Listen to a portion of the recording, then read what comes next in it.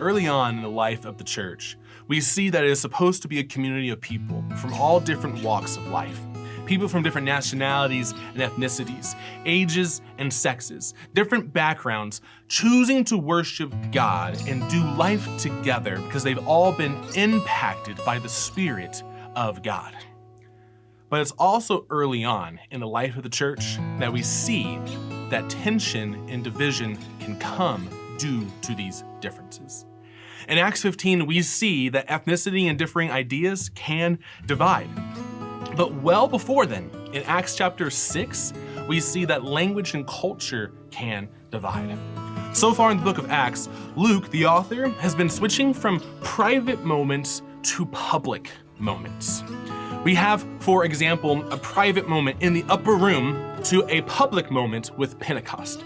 We have a private moment with devotion to the apostles' teaching to a public moment with the interrogation in the temple. We have a private moment with Barnabas, Ananias, and Sapphira to a public moment with the Sadducees. And now we get to another one of these movements, table issues to Stephen's ministry. What is clear in the life of the church is that there will be conflict. Though we worship a perfect God, the church is not a place of perfection. But in each movement, from private to public, a conflict led to growth. And so as we enter chapter 6 and are met with another internal conflict, we should look to see what the conflict is, how it is resolved, what the consequences were, and to see exactly how they approach this. The conflict centers on cultural and language issues in chapter 6. We have Greek-speaking Jewish widows being neglected by Aramaic-speaking Jewish people. An entire category of people is being neglected in the giving of food. We should pause to just recognize the seriousness of this. The followers of Jesus have both Old and New Testament reasons to take care of widows. In Deuteronomy 10, we see the people of God are charged to take care of widows. Jesus, we see in his ministry in the book of Luke, he calls out people who hurt widows. And now we have a moment where culturally different widows are being overlooked by Jesus's representatives. But what I love is that this moment does not end in separation. It ends in reconciliation. The apostles respond by hearing the issue, adapting to the issue, correcting the injustice, and maintaining unity. This moment where we could have had the first church split was resolved because the believers did not allow differences to lead to segregation. Because the bond of resurrection is stronger than the lure of separation.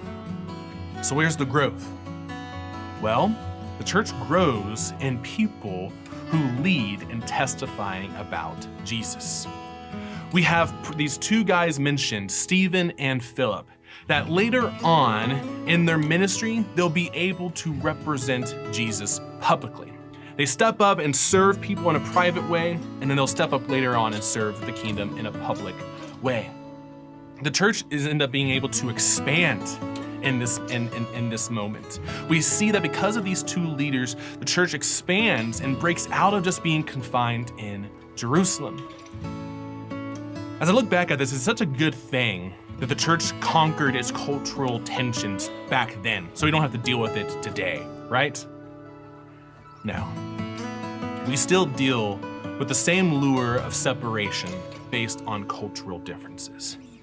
But may we respond similarly as well. How do we live out the story of Acts chapter 6 today?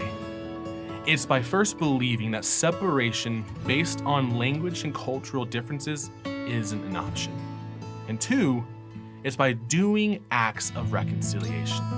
That when individuals and groups of people say they are being treated poorly, we respond how the apostles and the deacons responded, by hearing, adapting, correcting the injustice, and maintaining unity.